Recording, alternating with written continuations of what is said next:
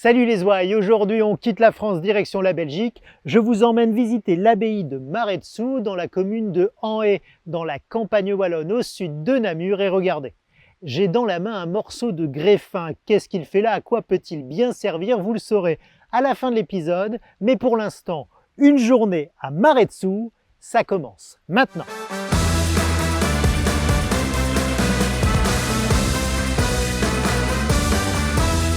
Eh ben, c'est pas le plat pays. Voilà l'abbaye de Maredsous il y a un peu plus d'un siècle. Et aujourd'hui, en 2026, toujours cette magnifique façade néogothique. Après la Révolution française, beaucoup d'abbayes ont été vendues, fermées ou détruites. Ici aussi en Belgique, qui était française depuis 1795. La Belgique est indépendante en 1830 et à partir de la deuxième moitié du 19e siècle, il y a un renouveau monastique en Europe. Et ici, à Maredsous, ce sont des moines bénédictins allemands qui ont fondé l'abbaye en 1872. Mais ici, on dit 1872. Allez, on va tout de suite rejoindre le frère Ignace qui nous attend. Bonjour frère Ignace. Bonjour Geoffrey, bienvenue à l'abbaye de Maredsous. Merci. Frère Ignace, vous êtes moine bénédictin depuis 26 ans, frère hôtelier depuis une vingtaine d'années. L'hospitalité, finalement, c'est fondamental quand on est bénédictin. C'est fondamental. Et donc l'hôtelier, comme représentant de nos communautés, accueille chaque personne qui se présente au monastère comme si c'était le Christ qui venait à lui.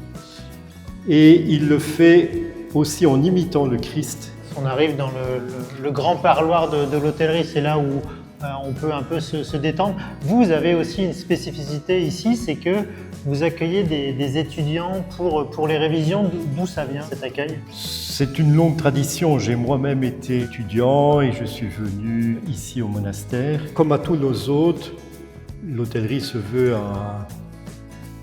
un havre de paix.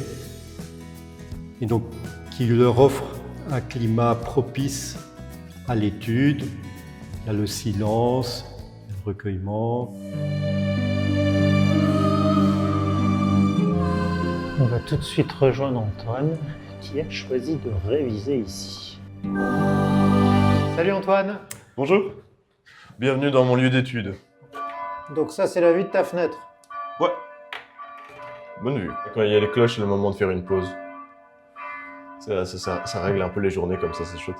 On est ici dans une chambre que tu vas occuper pendant une semaine. C'est quoi l'objectif? C'est d'avoir un cadre pour les études, avoir un cadre calme et pouvoir étudier en paix, quoi. Toi, tu es étudiant en histoire. C'est quoi toutes ces cartes que tu as collées au mur? Ce sont des cartes mentales, c'est toute la structure du cours et c'est un peu pour lier les informations. Et souvent, je me prends un peu trop la tête, mais ça me permet un peu de relativiser et pouvoir me reposer sur mes acquis, pouvoir au moins représenter ce que je sais déjà. Ma mère et ses frères avaient l'habitude de venir ici. Et on connaît bien l'abbaye de Maredsous en Belgique et c'est un plaisir de venir ici. Moi, personnellement, je suis chrétien, mais je ne pense pas que ce soit nécessairement une des raisons pour lesquelles les gens viennent ici. C'est aussi vraiment pour étudier et ça peut s'arrêter là-dessus. Mais la journée est rythmée par des moments de prière, des laudes, des messes. Ça peut accompagner et ça fait vraiment beaucoup de bien justement de prier pour notre succès, la réussite des examens.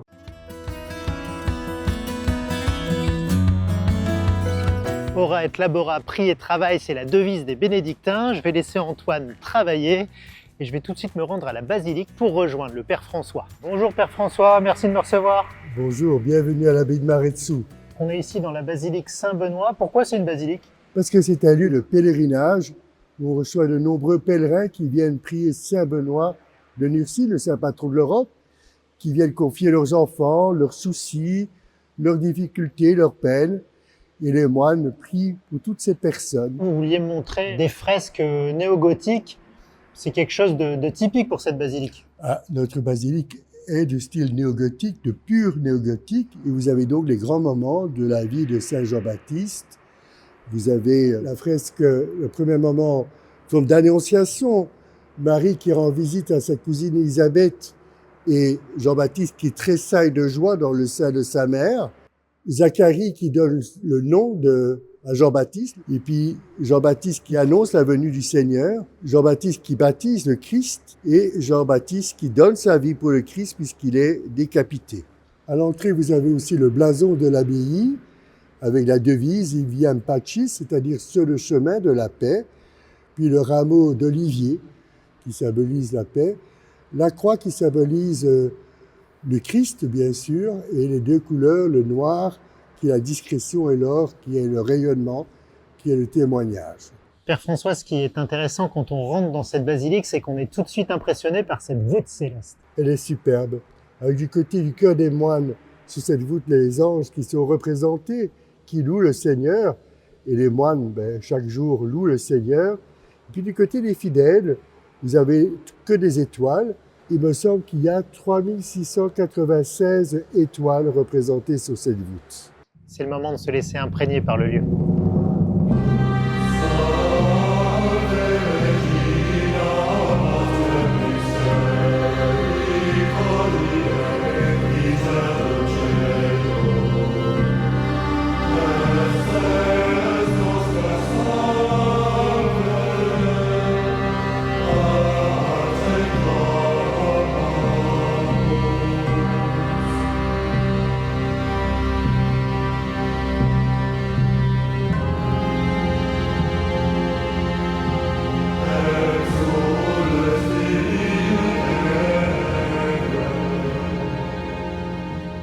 On est ici dans la salle du chapitre où les moines aiment à se réunir. Qu'est-ce qui fait votre bonheur après 43 ans de vie religieuse? Il y a 43 ans, j'ai eu un coup de cœur pour Maretsu. Et ce coup de cœur, je l'ai toujours. Pour ma communauté, pour le lieu, pour notre style de vie. J'essaie d'être heureux, au service de mes frères. Père François, depuis le début de ma visite, j'ai ce morceau de greffin. Qu'est-ce que je peux en faire? Je vous invite à aller voir notre atelier de céramique. Merci beaucoup. Bonne journée.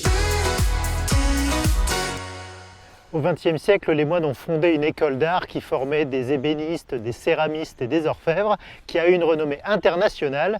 Aujourd'hui, il ne reste que l'atelier de céramique. C'est là où on va. Bonjour, vous êtes Thierry?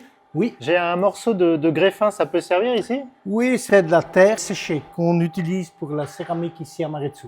Ça, c'est la première partie. C'est la terre, donc on la met dans le seau. Après, on va les vider à l'intérieur des moules. Et donc, qu'est-ce qu'on va faire avec ça? On va mettre la terre à l'intérieur des moules en plâtre pour qu'ils aient la forme des pièces qui vont sortir, des chopes ou autres. Ça met combien de temps pour sécher ça? Oh, normalement, entre 2 heures et 3 heures, 3 heures et demie. Ce sont les chopes de l'abbaye.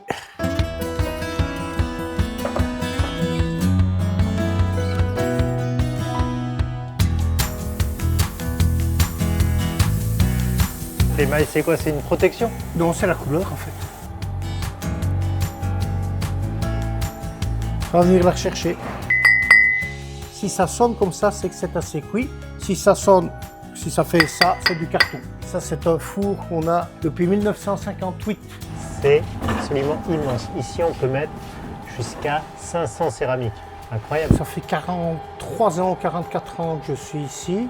Et bon, mon papa était déjà céramiste, donc automatiquement, j'étais dans le bain, comme on dit. Dans mon imaginaire, le céramiste, c'est celui qui tourne. Ça, c'est le tournage, c'est une technique.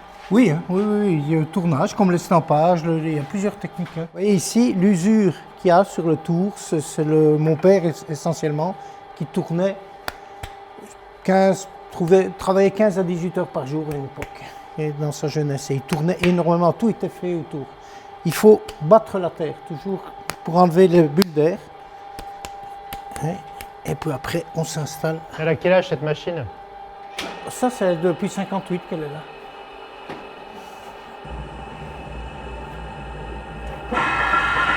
On monte, on descend plusieurs fois. C'est très agréable à faire. Il faut être passionné. Voilà.